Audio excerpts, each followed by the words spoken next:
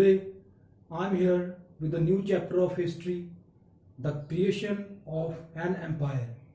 In this chapter, we are going to learn about the Mughal Empire, how this empire was established, and for how much long period it ruled the Indian subcontinent.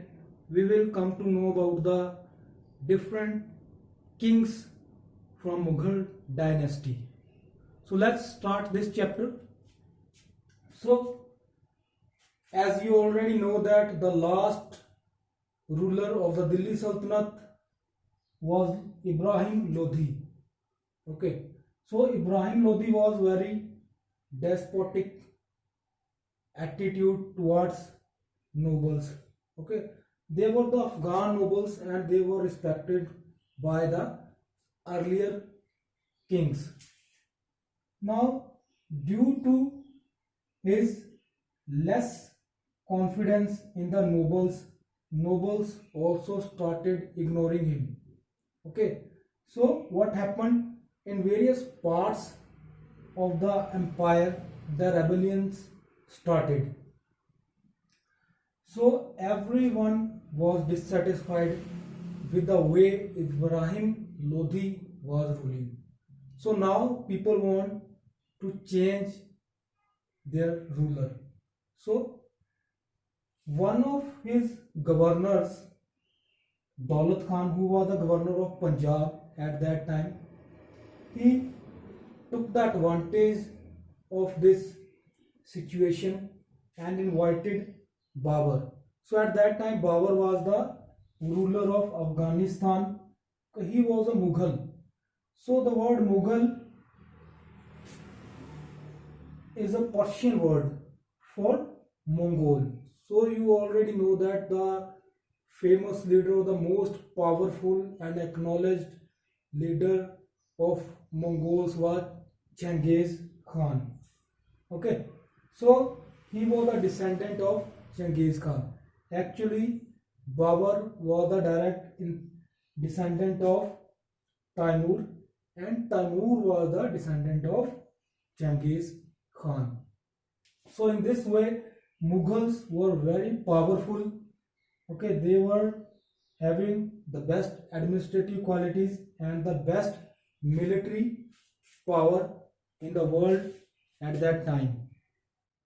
On the invitation of Daulat Khan, the governor of Punjab, Babur finally invaded India in 1526.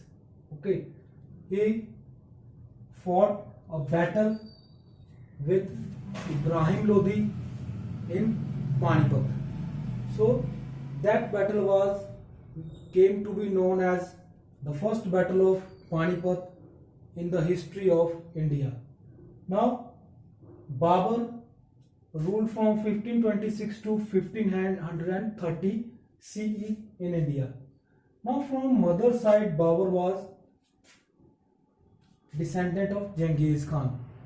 On father side he was the direct descendant of Taimur Khan. Now Taimur was the ruler of Iran at that time. Okay, so in this way, when Taimur invaded India, he had some territories in Punjab, but Ibrahim Lodhi captured those territories, and to reclaim his territories, Babur had decided to invade India.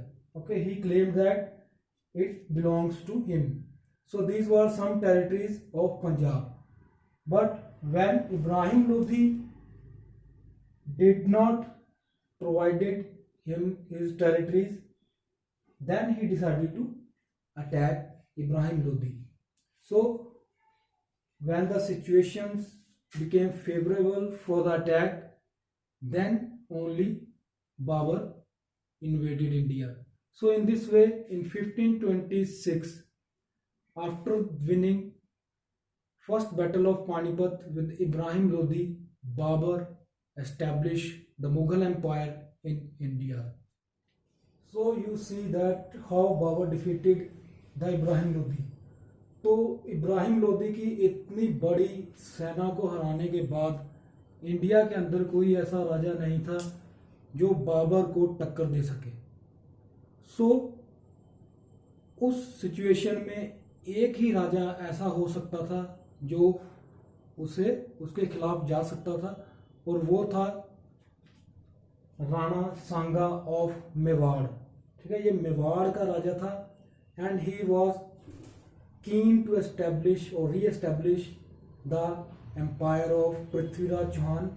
ये पृथ्वीराज चौहान के राज्य को establish करना चाहता था, mean Rajputana राज्य को establish करना चाहता था। तो राणा सांगा ने अपने जो दोस्त हैं, मित्र हैं, एलाइज हैं, उनको इकट्ठा किया और लड़ाई करने का फैसला कर दिया। किसके खिलाफ? बाबर के खिलाफ।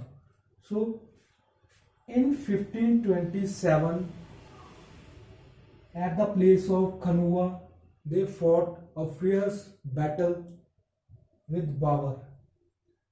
तो बाबर हालांकि उसके पास बहुत ज़्यादा आर्मी थी, स्ट्रॉन्ग थी, बट फिर भी उसने क्या किया कि बहुत मुश्किल से मेवाड़ के राजा को हराया।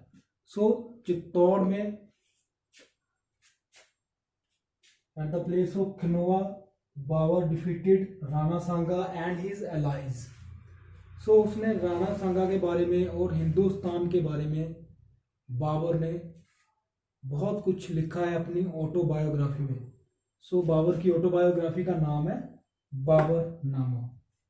सो इस तरह से बाबर ने क्या किया, फर्स्ट मुगल एम्पायर को एस्टेब्लिश किया, क्योंकि राणा सांगा के बाद ऐसा कोई भी राजा नहीं था जो पूरे इंडिया के अंदर जो उसको टक्कर दे सका। छोटी मोटी लड़ाइयाँ हुई यहाँ वहाँ, लेकिन बाबर ने उनको आसानी से जीत लिया।